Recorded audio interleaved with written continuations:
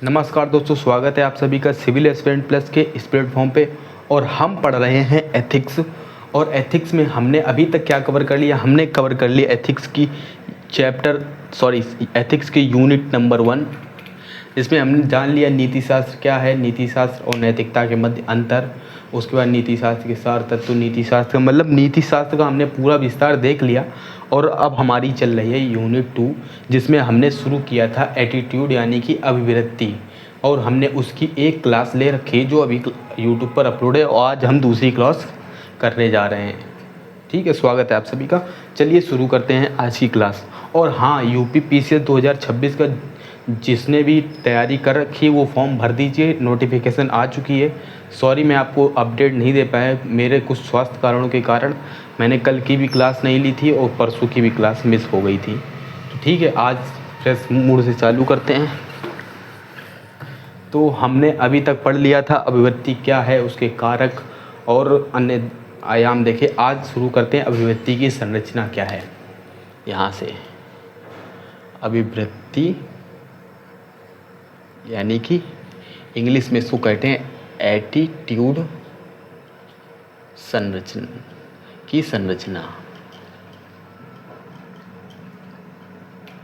और जो व्यूवर्स पहली बार जुड़े उन्हें बता दूं, ये हमने बिजगिसु फाउंडेशन बैच के नाम से एथिक्स की सीरीज चला रहे हैं, जो आपको यूट्यूब पर फ्री ऑफ कॉस्ट मिल रही है। इसमें आपका पूरी एथिक्स का पूरे डायमेंशन कवर किए जाएंगे। उसके साथ में जब एथिक्स कवर हो जाए उसके बाद PYQ भी आपको यहीं पर कवर करा दिए जाएंगे, यानी कि एथिक्स पूरा आपका यहीं पर कवर हो जाएगा। और यूपी पीसीएस के रिलेटेड सभी विषय यूपी पीसीएस के फाउंडेशन में जितने विषय आपके होते हैं सब आपको करा दिए जाएंगे यहीं पर। धीरे धीरे करके आपका सीरीज बाय सीरीज चल रहा है। हाँ, जो इस बार यूपी पीसीएस 2026 में एग्ज़ाम दे रहा है उसके लिए तो अब टाइम नहीं रह गया है। उसके लिए एक दूसरा अलग से सेपरेट बैच आएगा, उसका भी मैं बहुत जल्दी अनाउंसमेंट करने वाला हूँ। उनके लिए अलग बैच आएगा। ये वाला बैच फाउंडेशन बैच है और इसमें आपको विद डिटेल पढ़ाया जाएगा। तो यहाँ पर आपके लिए जो नेक्स्ट ईयर के लिए तैयारी कर रहे हैं उनके लिए ये बैच महत्वपूर्ण है, ना कि उनके लिए जो इस बार प्रीलिम्स देने की सोच रहे हैं। क्योंकि अब प्रीलिम्स में टाइम नहीं ज़्यादा नहीं रह गया है और तैयारी के लिए मुझे नहीं लगता कि 6 महीने काफ़ी हैं। लगभग 1 से 1.5 साल आपको कम से कम फाउंडेशन बहुत अच्छे से करना चाहिए। देन आफ्टर आप प्रीलिम्स के मोड पर आ सकते हैं। ठीक है, फाउंडेशन कवर करके ही पढ़ना होता है। ठीक है, वापस आते हैं। मैंने आपको बता दिया फाउंडेशन बैच हमारा यूट्यूब पर इनिशिएटिव है जो फ्री ऑफ कॉस्ट आपको मिल रहा है।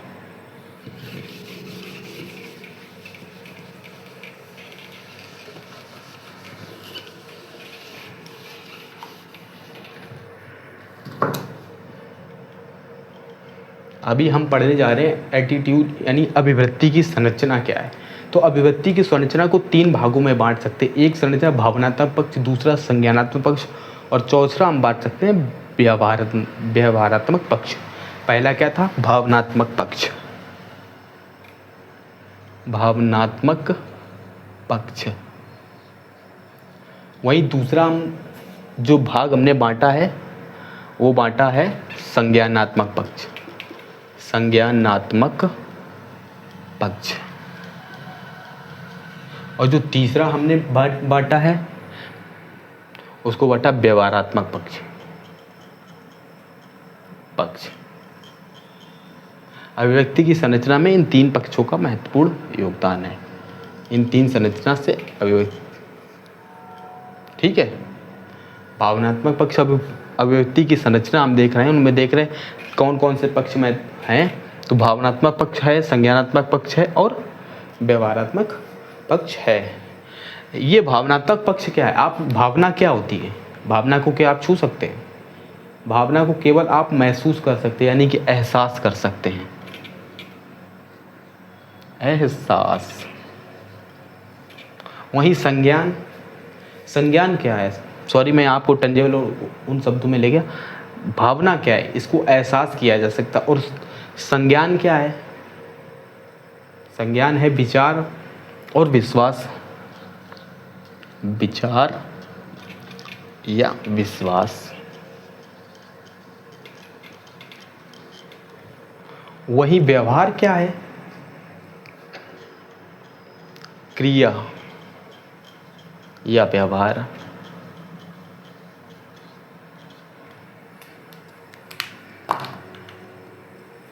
इस तरीके से आप समझें। जो भावनात्मक पक्ष है अभिव्यक्ति में, ये अभिव्यक्ति का कोर है। तो यहां पर लिखिए अभिव्यक्ति का कोर, कोर है। भावनात्मक पक्ष अभिव्यक्ति का कोर है। कैसे? किसी व्यक्ति या वस्तु की घटना, किसी व्यक्ति या वस्तु, किसी व्यक्ति या वस्तु घटना, किसी व्यक्ति या वस्तु घटना के प्रति उत्पन्न भाव, के प्रति उत्पन्न भाव भावनात्मक पक्ष है ना। इधर उदाहरण भी देख सकते हैं किस तरीके से, उदाहरण समझिए। उदाहरण के लिए भय,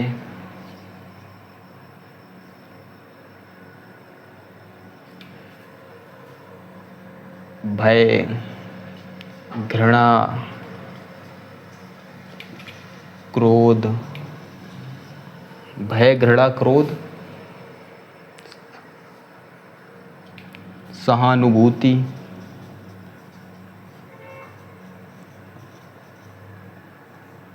करुणा। और आप इसमें और भी ऐड कर सकते हैं, लेकिन हम अपने नोट्स को बल्कि नहीं बनाएंगे। हमें इतने जो उदाहरण हैं इतने बहुत हैं, और आप चाहें तो और आप इसमें ऐड कर सकते हैं, इतने काफ़ी हैं। ठीक है, तो यहाँ पर ETC इत्यादि लिख दीजिए। तो क्या भावनात्मक पक्ष क्या? भावना क्या है? एक एहसास है। और ये भावनात्मक पक्ष अभिव्यक्ति का कोर है। किसी व्यक्ति, वस्तु या घटना के प्रति उत्पन्न भाव ही तो भावना है ना। तो भावना के लिए कुछ उदाहरण समझिए, जैसे कि भय एक भावना है, घृणा, क्रोध, सहानुभूति, करुणा, ये सब एक भावना है। अब कैसे इसको उदाहरण से, मैंने ये तो आपको भावनाएं बता दी। अब जैसे कि इसका एक उदाहरण समझिए कि उदाहरण ऐसे समझते हैं कि, लगता है आज पेन में इंक नहीं पड़ी। उदाहरण ऐसे समझेंगे कि सिगरेट पर एक भावनात्मक अपील होती है या चेतावनी लिखी जाती है कि तंबाकू से कैंसर होता है। एक भावनात्मक अपील लिखी जाती है। तो ये एग्जाम्पल भी आप अपने इसमें ऐड कर लीजिए। मैं आपको यहाँ लिखवाई देता हूँ, नहीं तो आप लोग लिखेंगे नहीं।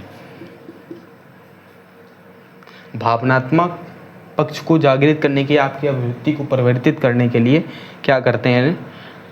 भय के लिए सिगरेट के कवर पर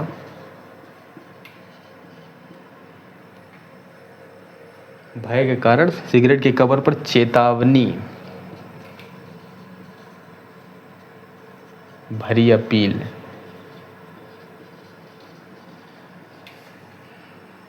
ये आपसे भावनात्मक रूप से अपील की जा रही है कि आप सिगरेट ना पिएं, इसीलिए आपको यहाँ पर भावनात्मक अभिव्यक्ति के सहारे समझाने की कोशिश की जा रही है। ठीक है, अब आते हैं संज्ञानात्मक पक्ष। तो आप लोगों ने ये लिख लिया होगा, तो मैं इस बोर्ड पर को हटा देता हूँ। इसके बाद इसके विषय में लिख देते हैं यहाँ पर।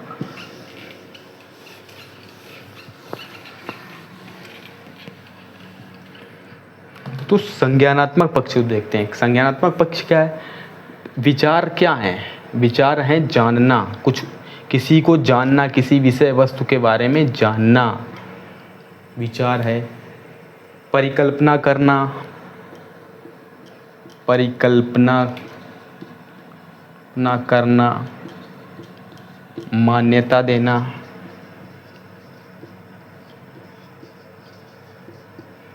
ये सभी विचार या विश्वास पर ही तो आधारित हैं। इसमें जैसे कि समझिए, जैसे किसी व्यक्ति या वस्तु के प्रति आपकी अभिव्यक्ति, जैसे किसी व्यक्ति या वस्तु के प्रति आपकी अभिवृत्ति।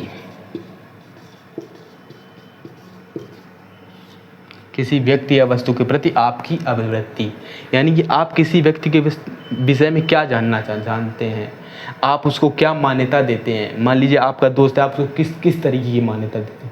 आप कुछ लोग कहेंगे कि आपका दोस्त सही है, आप कहेंगे मेरा दोस्त चोर है। ये उदाहरण यहाँ पर लिखना नहीं है, मैं बताने की समझाने की आपको कोशिश कर रहा हूँ। तो आप जो जानते हैं, आप जो परिकल्पना करते हैं, आप जो मान्यता देते हैं, वही संज्ञानात्मक पक्ष है। ठीक है, विचार लोगों के प्रति आपके कैसे हैं, ये संज्ञानात्मक पक्ष है। विश्वास, जब आपके किसी के प्रति विचार होंगे उसी हिसाब से आप उस पर विश्वास करेंगे, उसी हिसाब से आपका उस पर विश्वास होगा, तो ये आपका एक संज्ञानात्मक पक्ष हो जाता है। तो इस तरीके से ये हमने जान लिया। अब हम देखते हैं व्यवहारात्मक पक्ष क्या है। तो इधर लिख देते हैं व्यवहारात्मक पक्ष को। व्यवहारात्मक पक्ष,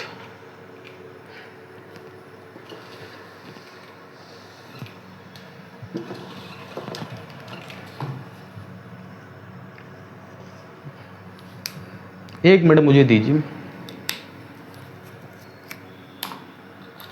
तब तक अगर किसी का कोई डाउट हो तो वो कमेंट में लिख सकता है, तो मैं आपको देखता हूँ। अच्छा ये बताइए, आप लोगों ने 2 दिन को आपको छुट्टी मिली, आपने कुछ पढ़ा लिखा कि नहीं पढ़ा, कुछ रिवीजन किया कि नहीं किया?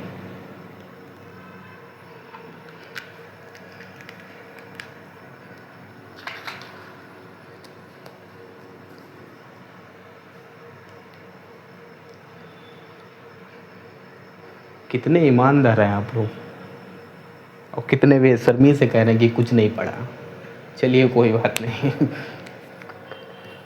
तो हम देख रहे थे व्यवहारात्मक पक्ष। तो व्यवहारात्मक पक्ष में क्या देखना, अभिव्यक्ति अनुकूल या प्रतिकूल।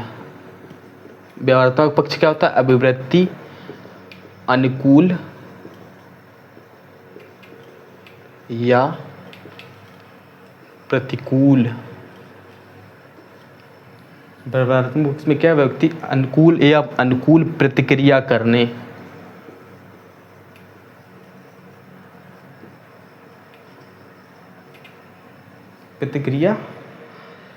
की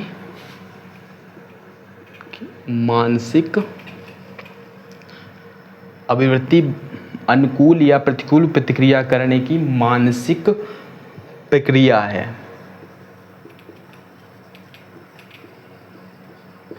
व्यवहारात्मक पक्ष क्या है, अभिवृत्ति अनुकूल या प्रतिकूल प्रतिक्रिया करने की मानसिक प्रक्रिया है।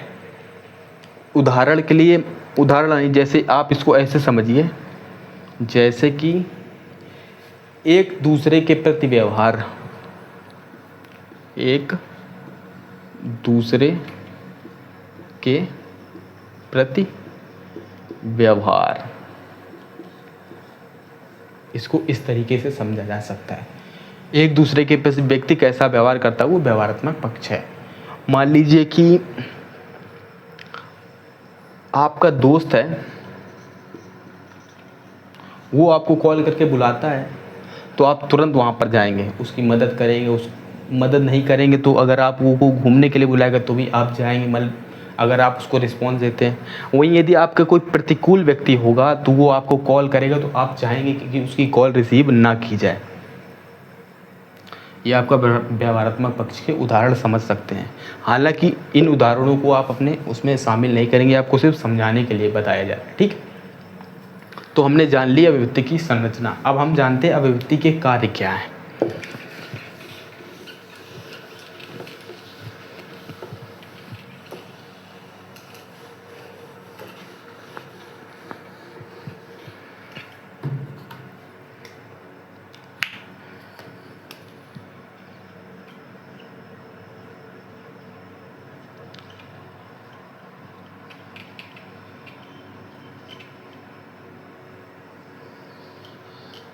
अभिव्यक्ति के कार्य, ठीक है।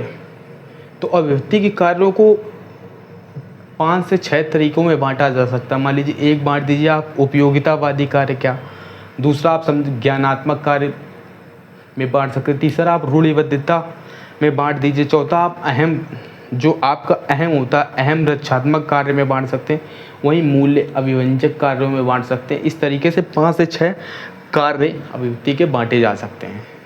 तो चलिए एक एक करके सीधे सीधे देखते हैं। तो अभिव्यक्ति के कार्य, ये हेडिंग डाल दीजिए आप, उसके बाद लिखिए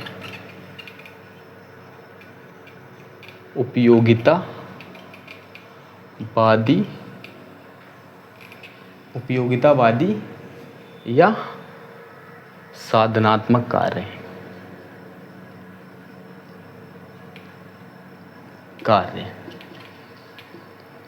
उपयोगितावाद क्या है? उपयोगितावाद है अधिकतम लोगों का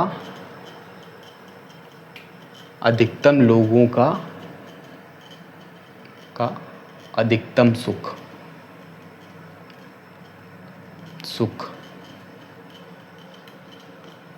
इस तरीके से आप इसको समझ सकते हैं।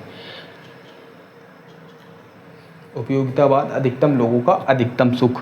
तो इसे लाभ और हानि के हिसाब से समझ सकते हैं कि उपयोगितावाद, मान लीजिए कि कोई श्रमिक यदि अच्छा कार्य करता है तो उसे आप इंसेंटिव उपहार देकर के उसे मोटिवेट करेंगे, ये उपयोगितावादी तरीका है। आप उसको उपयोग करना चाहते हैं इसलिए आप उसको इंसेंटिव देकर के बढ़ाना चाहते हैं। वहीं एक मज़दूर है जो बहुत परेशान है और वो काम नहीं कर पा रहा है तो आप उसको हटाना चाहेंगे, उसको दंड देना चाहेंगे। तो ये नकारात्मक अभिव्यक्ति है, सकारात्मक अभिव्यक्ति में ये अंतर है। अब यहाँ पर देखते हैं उपयोगितावाद में नकारात्मक और सकारात्मक पक्ष क्या है। देखिए इसे लाभ या पुरस्कार जो है, लाभ या पुरस्कार,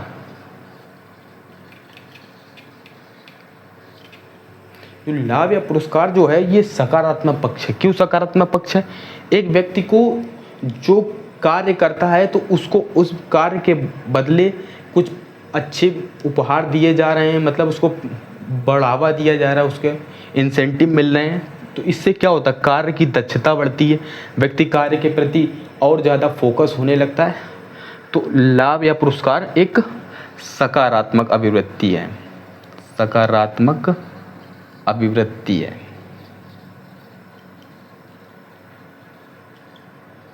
सकारात्मक अभिवृत्ति है ये। यदि इस कार्य से लाभ होता तो कार्य बार बार करने की प्रक्रिया या प्रकृति बढ़ती है। इससे क्या होता है? एक को उपहार मिलेगा तो ये मान लीजिए कि दूसरे भी उसको देख करके प्रेरित होंगे, मोटिवेटेड होंगे और वो भी कार्य करेंगे। तो कार्य को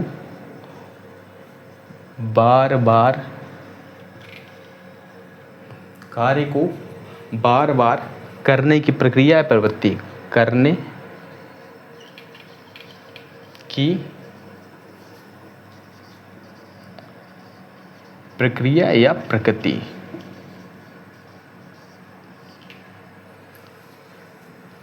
वहीं आप इसको एक और तरीके से समझ सकते हैं, दंड।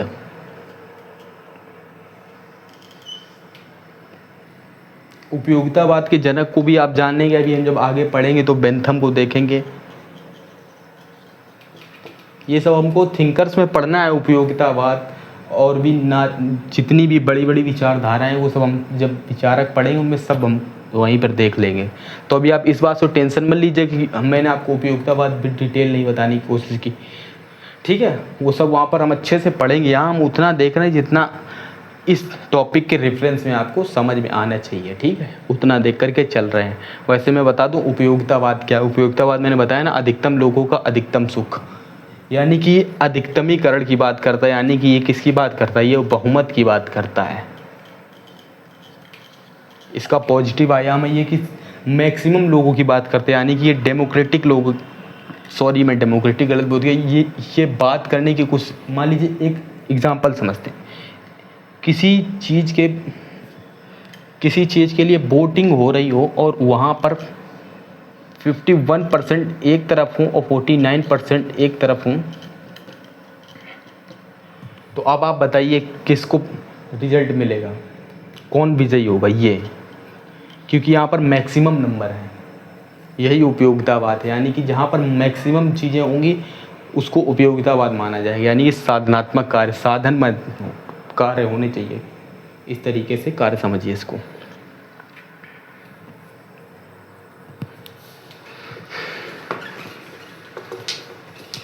तो हमने देखा कि उपयोगितावाद में क्या है कि यदि किसी की सकारात्मक अभिवृत्ति, उपयोगितावाद में किसी की सकारात्मक अभिवृत्ति बनानी है तो उसको लाभ या पुरस्कार दिया जाए तो आपके कार्य के प्रति वो व्यक्ति प्रेरित होगा और कार्य बार बार करने की प्रक्रिया प्रकृति बनेगी।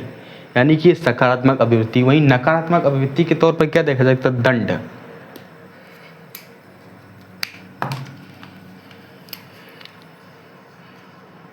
मान लीजिए सभी व्यक्ति काम कर रहे हैं, आप क्या कीजिए, उनमें से किसी को दंड देने लगिए, जबकि आपको पुरस्कार देना चाहिए। उन व्यक्तियों में से छांट के जो अच्छा कार्य कर रहा है उसको पुरस्कार दे दीजिए, बाकियों को छोड़ दीजिए इनको पुरस्कार। यानी इंसेंटिव देना ज़्यादा लाभकारी है, ना कि दंड देना। तो ये नकारात्मक अभिवृत्ति में शामिल है, नकारात्मक अभिवृत्ति।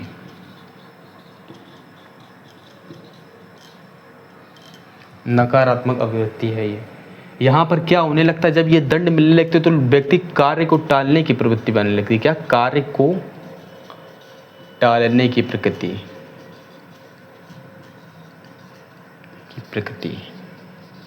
इसमें भी 1 मिनट दीजिए, लग रहा है आज सब में इंक की कमी है।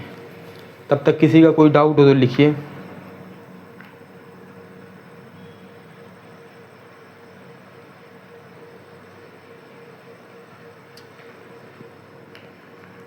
फॉर्म फिलिंग का तरीका, अरे फॉर्म फिलिंग पर यूट्यूब पर बहुत वीडियो है, क्यों बेवजह में आप ढूंढिए तो आपको बहुत मिल जाएंगे।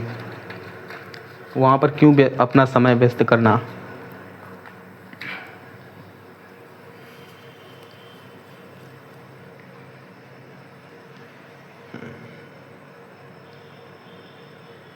आपने आंसर लिखा था बट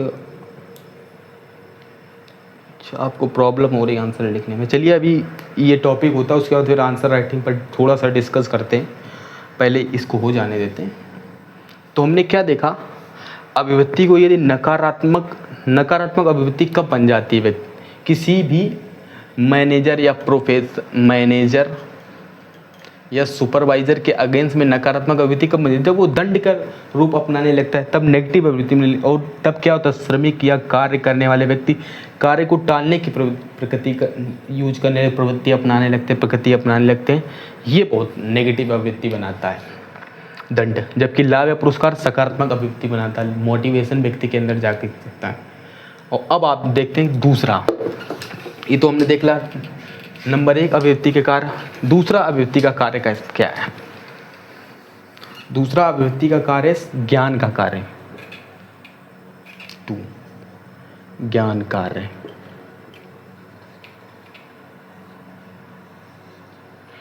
ज्ञान कार्य को इस तरीके से समझिए, अब जब व्यक्ति के अंदर ज्ञान होगा तो व्यक्ति अभिवृत्ति अनुकूल बना सकता है और अभिवृत्ति अनुकूल बनवा सकता है और अभिवृत्ति प्रतिकूल भी बन सकती है। तो अब समझिएगा अभिवृत्ति अनुकूल कैसे बनेगी, ये देखते हैं। अनुकूल ज्ञान कार्य में अभिवृत्ति अनुकूल कैसे होगी, ये समझने की कोशिश करते हैं। ज्ञान देश दुनिया में से जुड़े रहने में है। यानी कि ज्ञान क्या है? देश दुनिया से जुड़े रहना। देश दुनिया से जुड़े रहना यानी कि आप स्थिर नहीं हैं, आप निरंतर गतिमान हैं। जब आप देश दुनिया से जुड़े रहेंगे तो आप क्या होंगे? जिज्ञासु।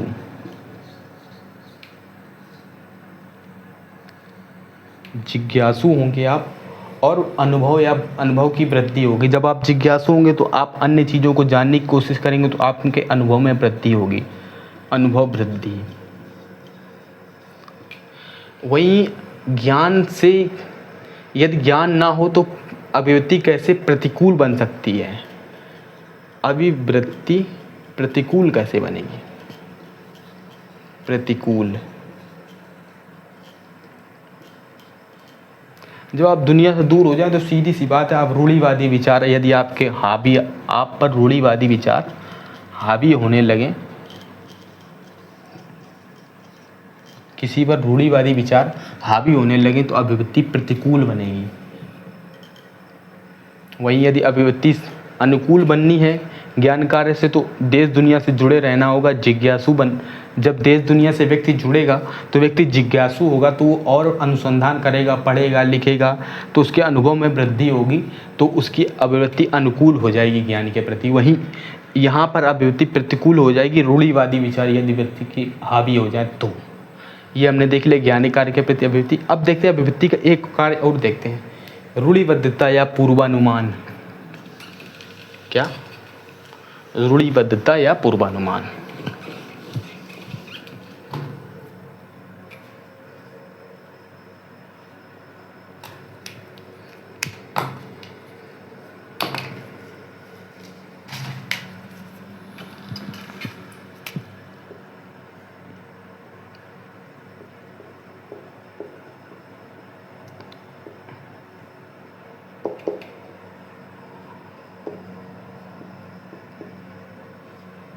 रूढ़िबद्धता क्या है?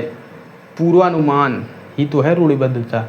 कोई चीज़ पहले से मानी हुई हो तो उसको कहते। अब रूढ़िबद्धता में देखिए कुछ सकारात्मक पक्ष भी हो सकते हैं, कुछ नकारात्मक पक्ष भी हो सकते हैं, तो इनको देखने की कोशिश करते हैं। रूढ़िबद्धता में जब इधर सकारात्मक पक्ष देखते हैं, सकारात्मक पक्ष, और इधर देख लेते हैं नकारात्मक पक्ष, नकारात्मक पक्ष। तो आप क्या लगता है रूढ़िवाद से आपको सकारात्मक पक्ष क्या मिलेंगे? आदर्श व्यक्तित्व से प्रभावित हों, आदर्श व्यक्तित्व से प्रभावित, ये रूढ़िवाद का पॉजिटिव पक्ष है। तो इससे क्या होगा?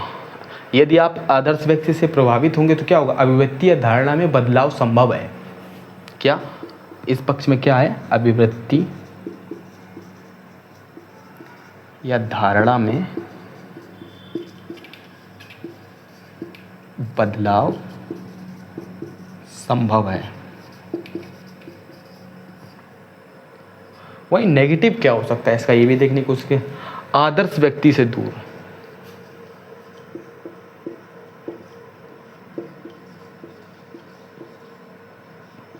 से दूर, आदर्श व्यक्ति से दूर, कुंठित अभिव्यक्ति। जब आप आदर्श व्यक्ति से दूर हो जाएंगे तो आपके उन्हें कैसी अभिव्यक्ति होती? कुड़ित। ईर्ष्यालु, इसी को कहते हैं कुड़ित। कुंठित ही लिख लीजिए, कुंठित अभिव्यक्ति।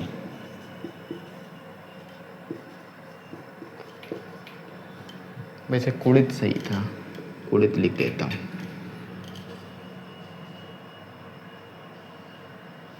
कुड़ित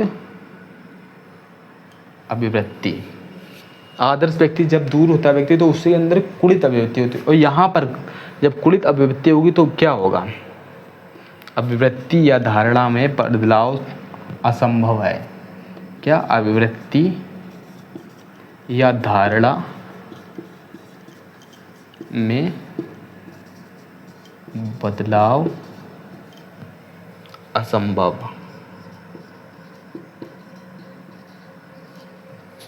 यहाँ पर असंभव कहें या मुश्किल कह दीजिए। असंभव का मतलब तो हो ही नहीं सकता, बिल्कुल ये होना चाहिए, मुश्किल कहना चाहिए, हो भी सकता है इस पर नहीं। अभिव्यक्ति या धारणा में बदलाव मुश्किल, ये कार्य हो सकते हैं इसमें। ये हमने देख लिया तीसरा। अब हम देखते हैं चौथा, अहम रक्षात्मक कार्य क्या है इसके। हम अभिव्यक्ति के कार्य में चौथा देखते हैं, अहम रक्षात्मक कार्य।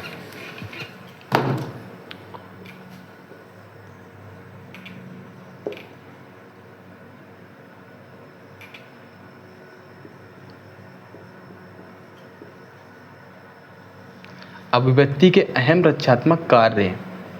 अभी तक हमने अभिव्यक्ति के कितने कार्य देख लिए? हमने देख लिया अभिव्यक्ति के उपयोगितावादी कार्य, हमने देखे अभिव्यक्ति के ज्ञान के कार्य, या ज्ञान को ही आप दूसरे रूप में लिख सकते, ज्ञानात्मक कार्य। उसके बाद हमने देखे रूढ़िबद्धता के अभिव्यक्ति के क्या कार्य हैं। उसके बाद अब हम देख रहे हैं अहम रक्षात्मक कार्य अभिव्यक्ति के क्या हैं। तो देखिए अहम क्या है इसे समझिए। अभिव्यक्ति का सबसे महत्वपूर्ण कार्य है चिंता, निराशा व द्वंद्व से व्यक्ति की रक्षा करना। अभिव्यक्ति का महत्वपूर्ण कार्य है, लिखिए, अभिव्यक्ति का महत्वपूर्ण कार्य है, अभिव्यक्ति के जो महत्वपूर्ण कार्य है वह है चिंता, निराशा व चिंता निराशा व द्वंद्व से व्यक्ति की रक्षा करना। चिंता, निराशा व द्वंद्व से व्यक्ति की रक्षा करना। चिंता, निराशा व द्वंद्व से व्यक्ति की रक्षा करना, ये तो एक देख लिया अभिव्यक्ति का महत्वपूर्ण कार्य। अहम चिंता, निराशा में तो यानी कि स्वयं की रक्षा है, तो अभिव्यक्ति में बदलाव, क्या, स्वयं की रक्षा हेतु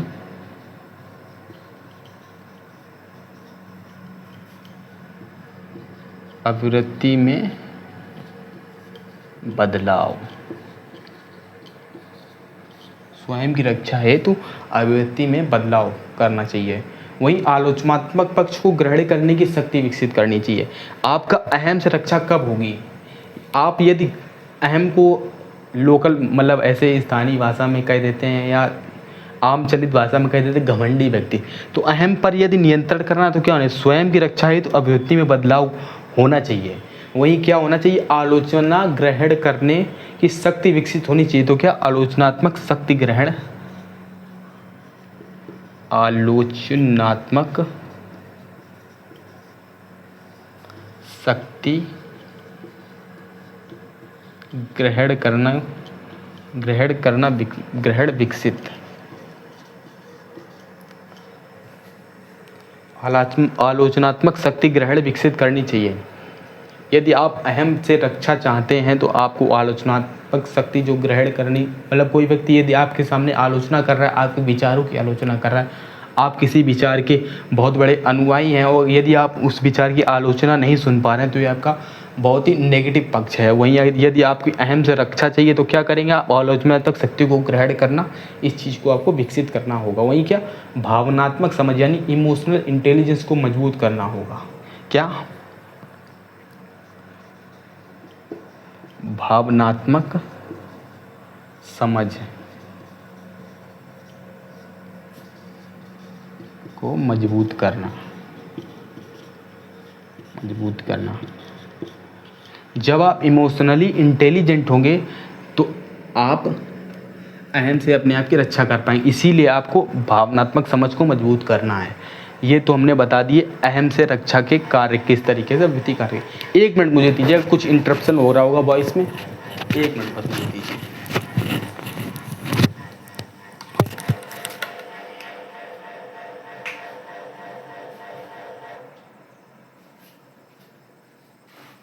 तो आप लोगों ने देखा कि हमने देखा अहम रक्षात्मक कार्य क्या क्या हैं,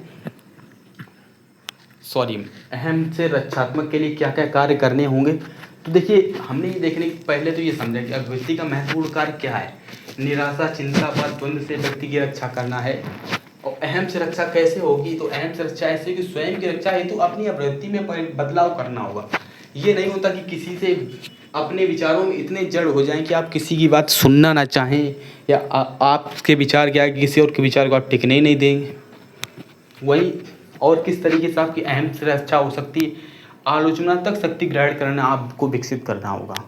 और क्या है? भावनात्मक समझ को मजबूत करना होगा।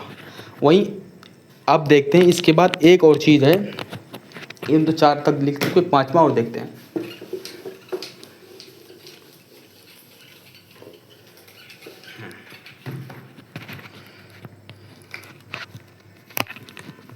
मूल्य अभिव्यंजक कार्य,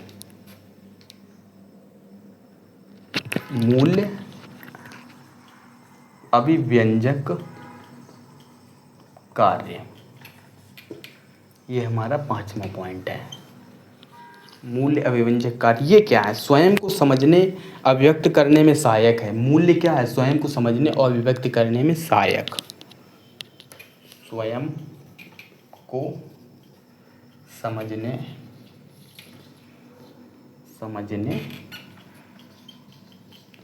और अभिव्यक्त करने में सहायक। मूल अभिव्यंजक कार्य क्या है? स्वयं को समझने और अभिव्यक्त करने में ये सहायक है। वहीं ये व्यक्तिगत मूल्य के अनुकूल अभिव्यक्ति में बदलाव कर सकते हैं। क्या? व्यक्तिगत मूल्य के अनुकूलन, ये व्यक्तिगत मूल्य के अनुकूल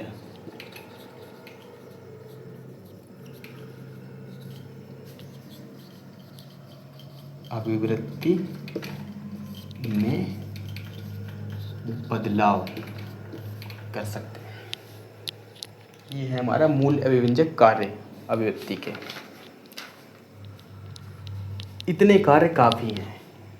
वैसे कार्य तो आप चाहें तो अपने अनुसार और भी आगे बढ़ा भी सकते हैं, इतने काफ़ी हैं। अब आप मुझे 2 मिनट का ब्रेक दीजिए।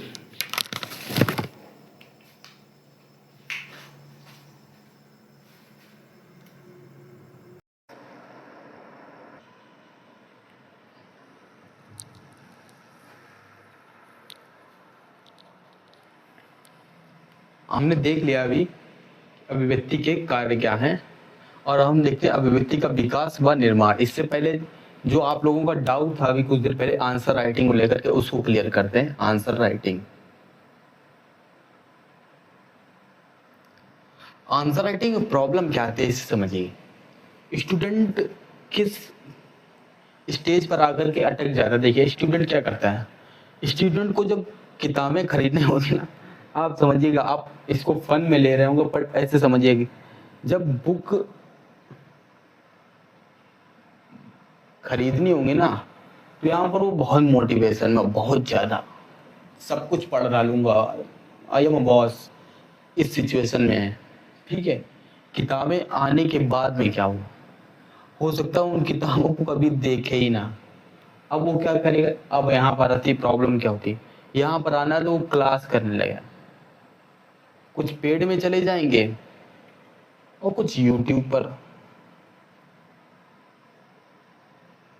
और क्या करेंगे, यहाँ से क्लास से लेक्चर जो प्रोवाइड किए जाएंगे उनके बना लेंगे नोट्स। ठीक है, नोट्स उन्होंने बना लिए, अब इन्हीं नोट्स का करेंगे रिवीजन और फिर लिखने चले जाएंगे आंसर। पूरी प्रक्रिया एकदम, आप मान लीजिए, मैं इसके लिए कुछ शब्द नहीं बता तो सबसे गलत तरीका यही है। और यहाँ जब ये क्लास करेंगे ना तो यहाँ पर टीचर क्या कहेगा, क्लास इज सफिशिएंट।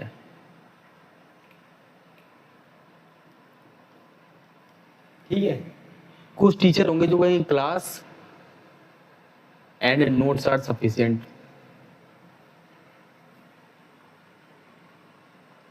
फिर किताबें क्यों खरीदनी थी आपने?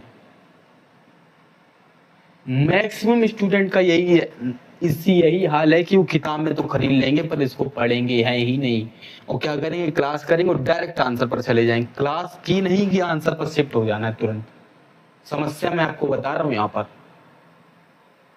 जबकि मैं 1000 बार आपको प्रक्रिया बता चुका हूँ कि प्रोसेस को फॉलो करेंगे तभी आप आंसर लिख पाएंगे। जब आपका माइंड ही प्रोसेस नहीं कर रहा है चीजों को, आपने क्लास में क्या किया, टीचर के सामने आ गए, टीचर यहाँ पर जो भी मैं पढ़ा रहा हूँ मैं पढ़ा रहा हूँ, आप थोड़ी कुछ कर रहे हो। एक ऐसे समझिए, यूपी पीसीएस हो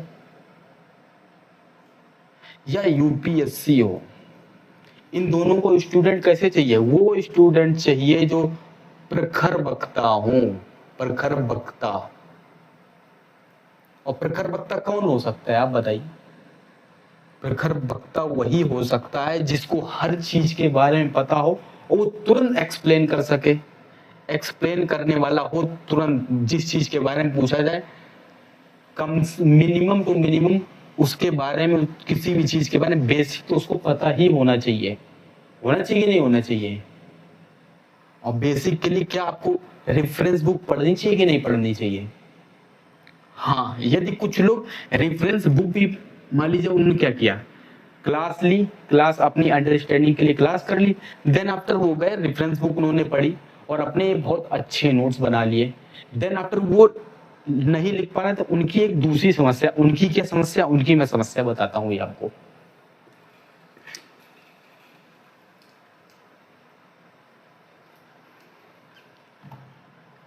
दूसरे स्टूडेंट इस तरीके के होते हैं, उन्होंने पहले बुक पढ़ ली बाद में क्लास कर ली, या पहले क्लास कर ली बाद में बुक पढ़ी, तो क्लास बुक और दोनों को मिक्स करके नोट्स बना लिए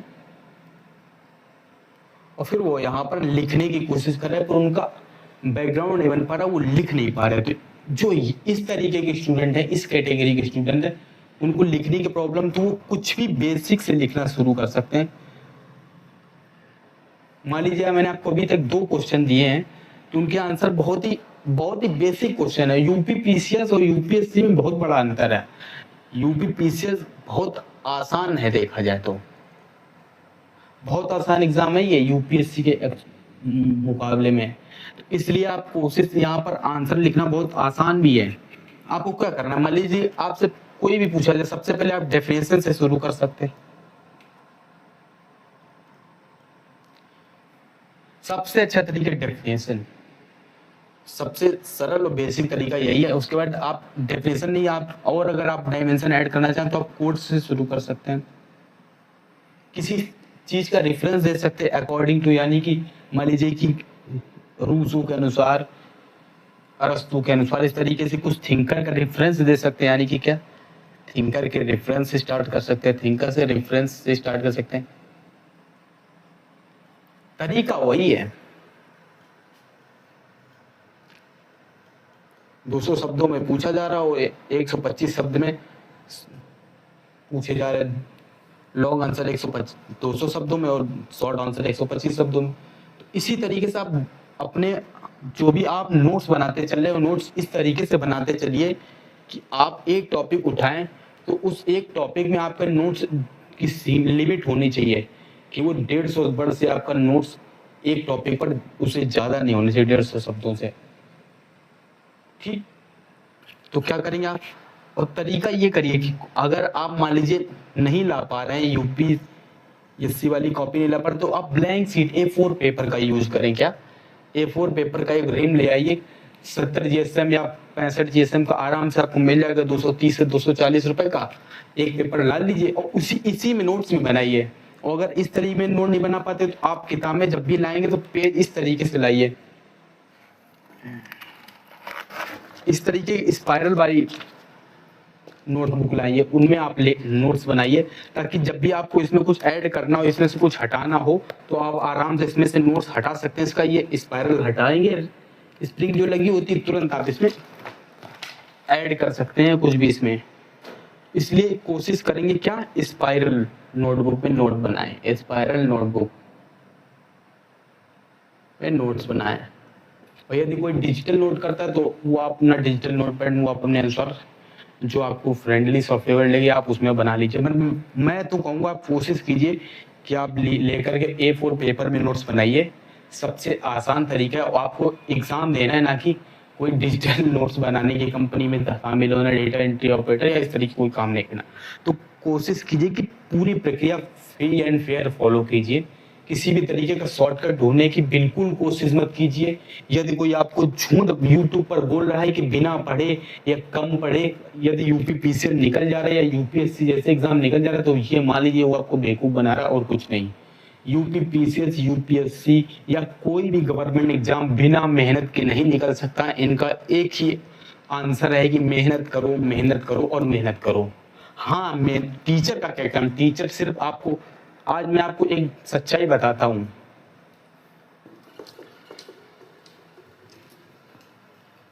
पता क्या है, जब किसी बच्चे का प्रीलिम्स नहीं निकलता है तो वो 50 बहाने ढूंढेगा कि इस टीचर की वजह से नहीं निकला है। प्रीलिम्स ना निकलने का कारण क्या है ये समझिए आप लोग। टीचर क्या है?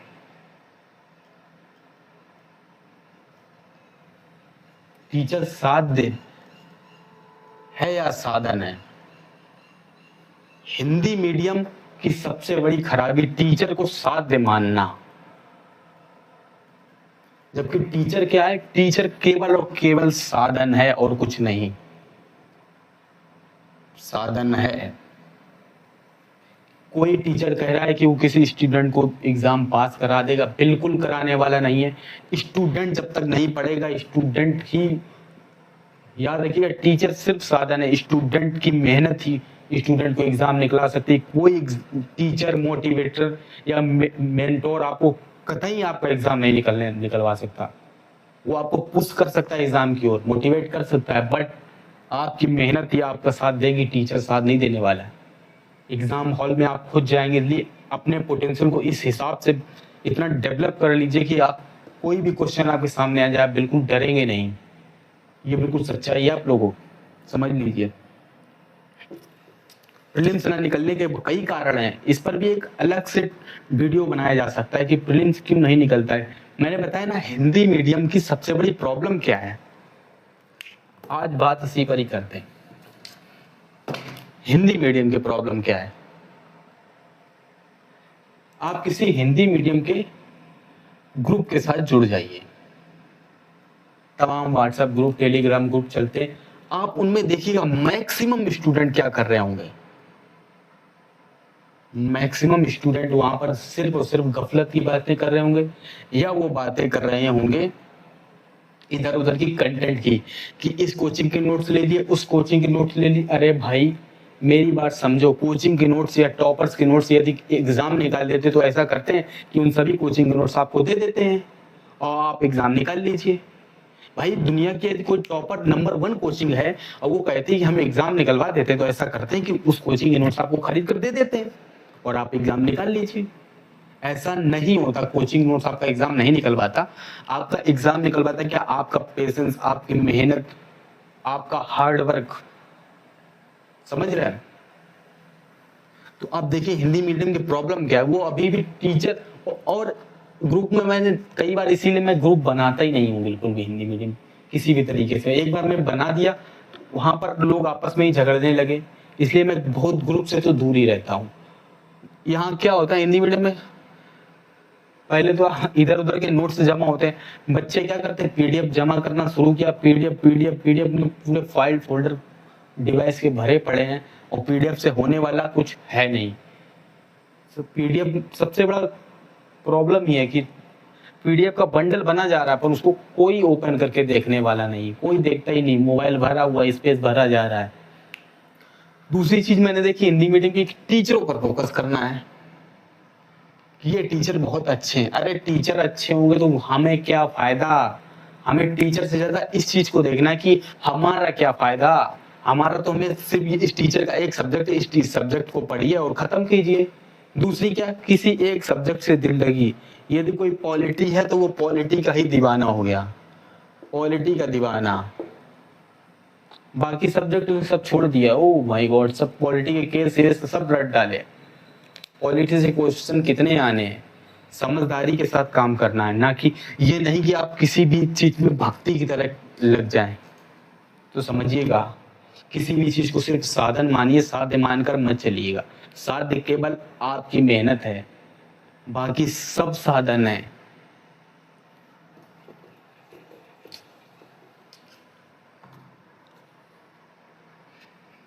लगता है आज कुछ ज्यादा हो गया, वापस आ जाते हैं, ठीक है। हाँ, किसी का डाउट तो नहीं कुछ अब?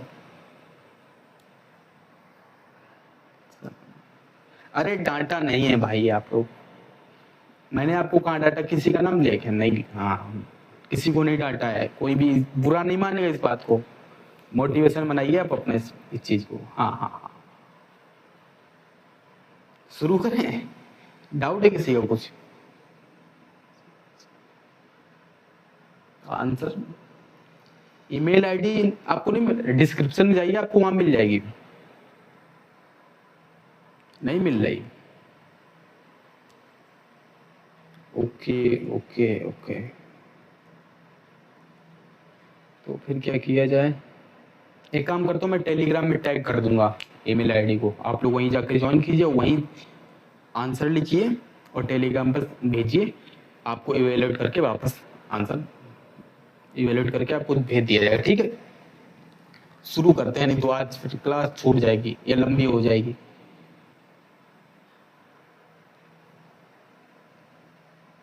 ठीक है, ठीक। क्या?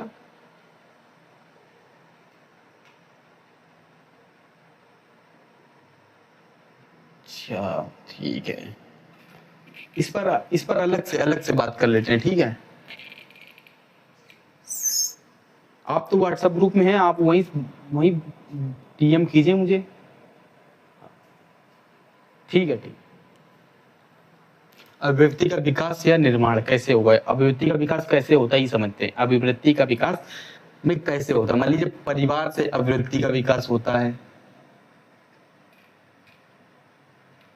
अभिवृत्ति के विकास में समाज भी होता है, परिवार, समाज, शिक्षण संस्थानों आदि की भूमिका होती है।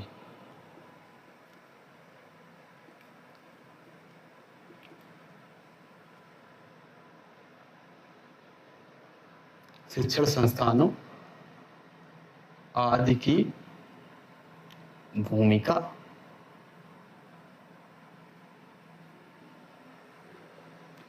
अभिव्यक्ति के विकास या निर्माण में शिक्षण संस्थान, परिवार, समाज, शिक्षण संस्थानों की भूमिका होती है। वही दंड व पुरस्कार मैंने आपको बताया, दंड व पुरस्कार।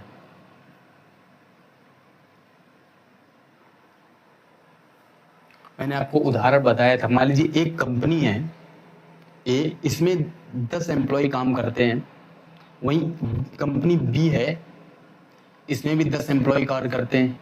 क्या किया जाए? इसमें से 10 में से कुछ ऐसे एम्प्लॉय होंगे जो काफी मेहनत कश होंगे, वहीं इस कंपनी में भी 10 एम्प्लॉय, इसमें से कुछ ऐसे लोग होंगे जो बहुत मेहनत करते होंगे।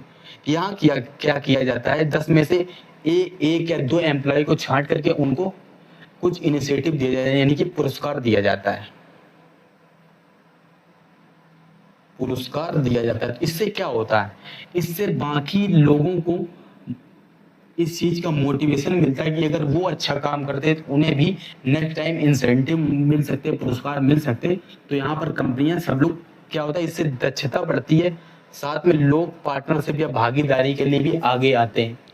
यहाँ क्या हो रहा है इस कंपनी में, मान लीजिए 10 लोग काम कर रहे हैं, उसमें से 2 लोग बिल्कुल अच्छा काम नहीं कर रहे, उन 2 लोगों को दंड दिया जाए, 2 लोगों को दंड दिया जाए, उन लोगों की सैलरी काट दी जाए।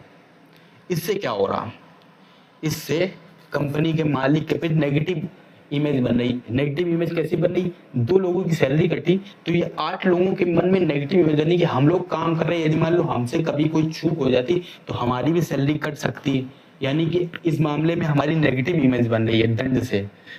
समझे आप लोग? दंड से नेगेटिव इमेज बन रही है। तो पुरस्कार से पॉजिटिव अभिव्यक्ति बनती है और दंड से नकारात्मक अभिव्यक्ति बनती है। ये मैंने आपको अभी पहले भी बताया था, अभिव्यक्ति के कार्यों में, उपयोगितावाद में इस चीज को समझा था। अब आते हैं साक्षरता व निरक्षरता। साक्षरता व निरक्षरता। निरक्षरता मैंने ये भी आपको बताया था ज्ञान के कार्य में। वही अनुवांशिक कारक या सीमित प्रभाव भी इसमें कारक होते हैं। क्या? अनुवांशिक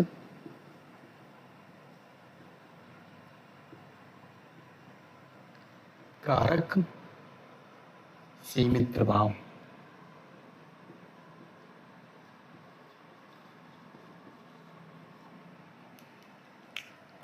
अनुवांशिक कारक या सीमित प्रभाव, वही और किस तरीके से अभिव्यक्ति का विकास होता है। अभिव्यक्ति विकास में सूचना का प्रभाव या संचार माध्यमों का भी प्रभाव होता है।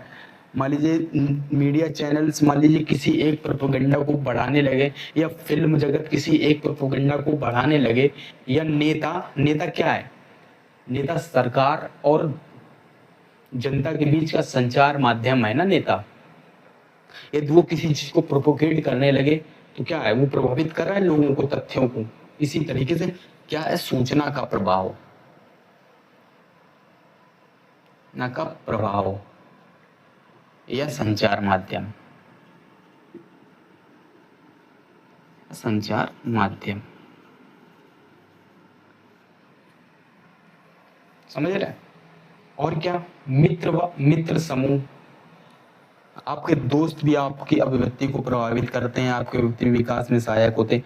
मान लीजिए किसी के दोस्त यदि गलत काम में शामिल है तो हो सकता है आपकी अभिव्यक्ति भी नेगेटिव। मान लीजिए कि शराब पीना एक गलत आदत है, मैं ये नहीं कहता कि पीनी चाहिए नहीं पीनी चाहिए, मैं इसको समाज के तौर पर शराब पीने को गलत आदत मानता हूँ, ठीक है। ये उदाहरण आप इसमें शामिल मत कर लीजिए, मैं आपको उसे समझाने को बता, गलत आदत है। यदि आपके मित्र मंडली में मैक्सिमम शराब पीते तो हो सकता है कि आपकी अभिव्यक्ति इनसे प्रभावित हो जाए, मित्र से प्रभावित हो जाए। इसलिए मित्र भी अभिव्यक्ति के विकास में एक कारक है। वही समूह, मित्र व समूह, समझ गया आपको। ये चीजें हैं। और क्या चीजें हो सकती, सांस्कृतिक कारक,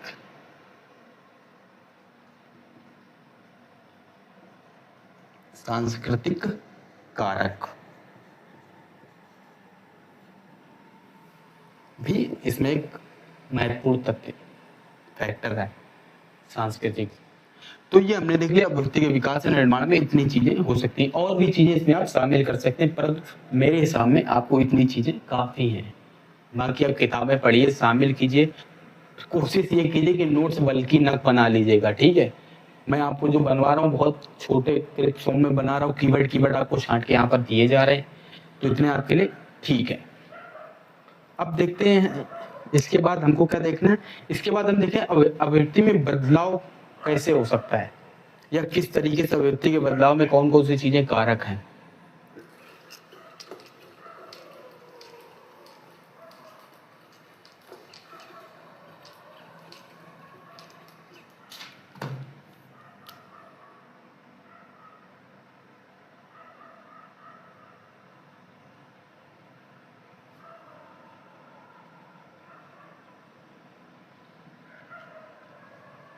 अभिव्यक्ति में बदलाव कैसे होगा, अभिव्यक्ति में बदलाव, अभिव्यक्ति में बदलाव हो सकता है करिश्मावादी नेतृत्व से।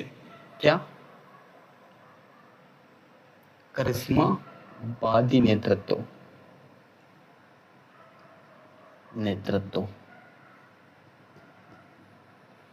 करिश्मावादी नेतृत्व। एग्जाम्पल इसमें देखिए आप, इसमें फिल्म हो सकती है, कलाकार, राजनेता, आदर्श व्यक्तित्व। फिल्म, कलाकार, राजनेता और आदर्श व्यक्तित्व। फिल्म, कलाकार, राजनेता और आदर्श व्यक्तित्व, करिश्मावादी नेतृत्व। इसके कुछ उदाहरण बताऊं मैं आपको। राजनेता में जवाहरलाल नेहरू, बहुत ही करिश्माई व्यक्तित्व इनकी पर्सनालिटी थी। और बताऊं, महात्मा बुद्ध, बहुत ही करिश्माई प्रवृत्ति थी, मतलब नेतृत्व था। इस तरीके से आप समझ सकते हैं, आदर्श व्यक्तित्व में भी महात्मा बुद्ध को शामिल किया जा सकता। और क्या चीजें हो सकती है अभिव्यक्ति के परिवर्तन में, और अभिव्यक्ति के परिवर्तन ज्ञान, कौशल और शिक्षा के माध्यम से भी इसको बदला जा सकता है। क्या,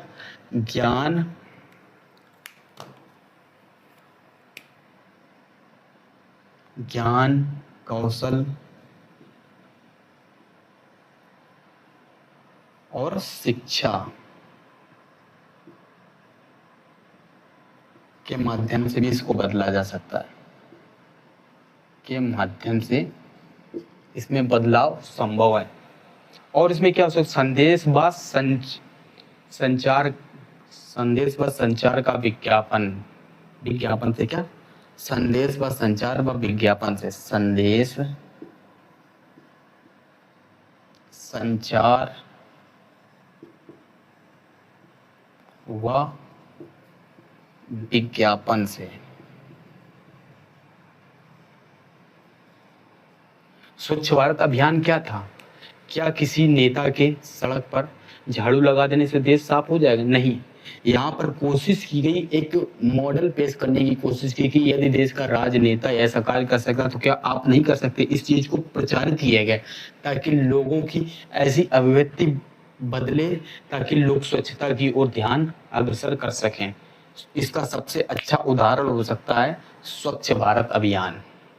और क्या, और तो मैंने आपको अभी ऊपर बताया, तो वही यहाँ पर भी लिख सकते हो, पुरस्कार व दंड, पुरस्कार व दंड। मान लीजिए कोई कूड़ा फैला रहा है, उसको दंड दे दीजिए। कोई कोई अच्छा काम कर रहा है, साफ सफाई कर रहा है, उसको पुरस्कार दे दीजिए। दोनों तरीके हैं, अभिव्यक्ति में बदलाव के दोनों तरीके हैं। यदि आप इसको प्रोत्साहित करेंगे पुरस्कार को, तो इससे और लोग प्रभावित होंगे। दंड करेंगे तो यहाँ से ये नेगेटिव तरीका है, और इससे लोग नेगेटिव तरीके से प्रभावित तो हो ही जाएंगे। और क्या, आत्मविश्लेषण व निरंतर सीखने की प्रक्रिया। क्या, आत्मविश्लेषण, आत्मविश्लेषण और निरंतर सीखने की प्रक्रिया।